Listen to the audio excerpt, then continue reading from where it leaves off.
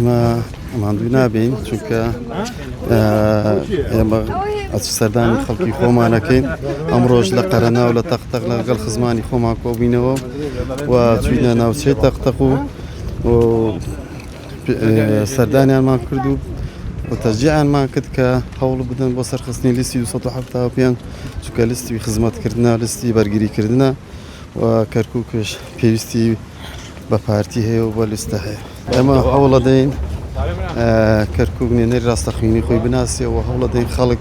بزانێت خزمەتکردنی خەڵکی خۆمان لە چ لیستێکی کات کە ئێمە هەوڵ دەدەین پارتی کە لە ڕابردوودا لە کابینەی نوێمی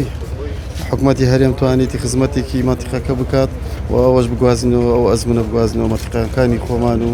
زیاتر خزمەتی خەڵکی خۆمان بکەین.